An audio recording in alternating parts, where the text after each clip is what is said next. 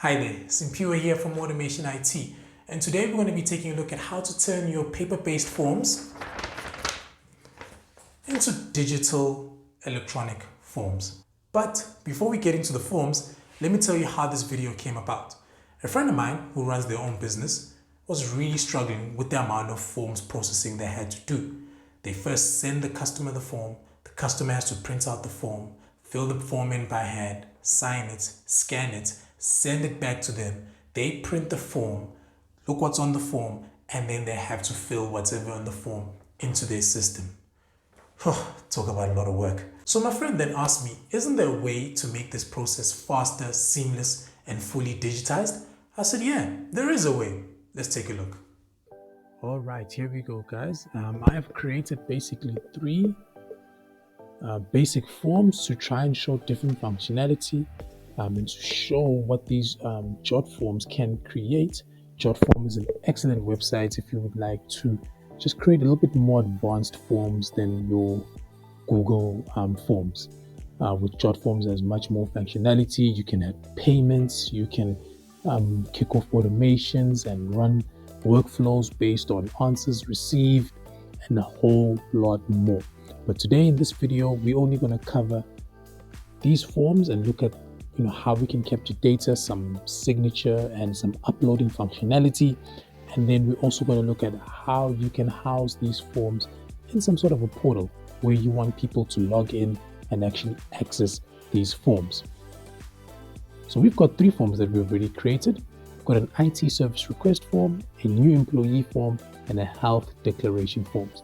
How many of us have seen these forms as PDFs that we have to print out in order to complete and sign and send back to our respective parties? So we're going to go ahead and start with the IT service request form. We're going to edit the form. We're going to publish. And here is our form right here. So we're going to go ahead and fill this in. Stone Cold at Gmail. Go ahead and select our department. We're in the sales department. And let's say we need a new laptop and mobile internet. And then we can say, please make sure the laptop is i7. Exclamation mark to let them know that we mean business. Submit. And once you've submitted this form, you can actually kick off any sort of workflow that you would like to kick off. However, in this video, we are just going to show simple filling in of a form, and like I said before, housing the forms in a company portal, an online front end. So we're going to go to our database in the back that is actually housing all this information, and for that we're using Airtable. Let's go to our service request form.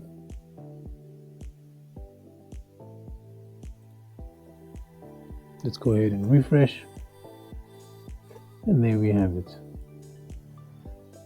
So we've got our full name, sales, please make sure laptop is an i7. And then we've got a little ID that helps us identify the records much easier. And now we're going to go back and head on over to our new employee form.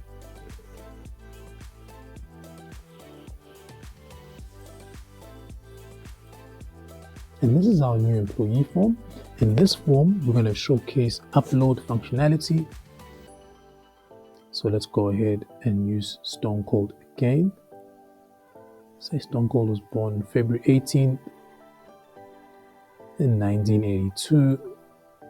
He lives at 123 Make Believe Street, Pretoria, Gauteng, 001.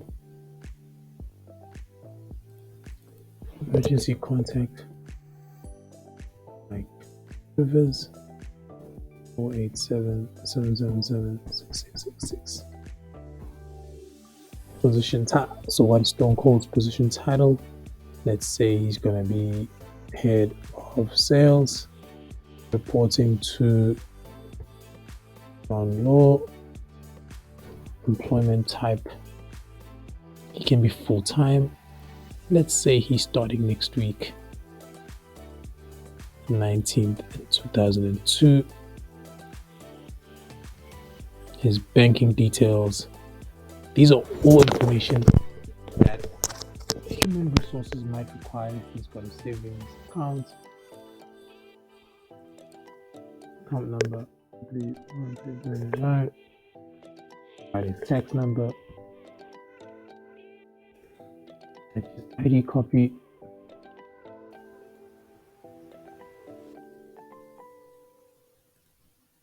submit the form, and then this information can be sent to our HR department. The last form we're going to look at is our health declaration form.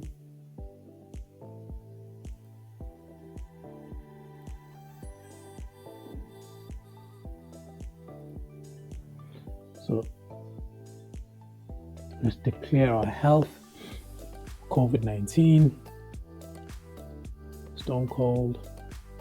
Let's say he is from Spain. He's a male. Let's say he is 35 for a long time. Let's put in the number. Hold that Gmail. Have you been sick in the past 10 days? Yes. It will show conditional. No. Doesn't show anything. So let's say yes. What? I had a mild cough. Last 40 days, yes, I did. And then he can just say cough, sore throat, headache, difficulty breathing, loss of smell. And then here, just a little disclaimer declaration by the organization. The date. You can also hide this field if you do not want to see. If you don't want the person filling in this information to see the date, you can also hide this field. And then let's go ahead and sign for Stone Cold. Stone Cold. That's Stone Cold's signature.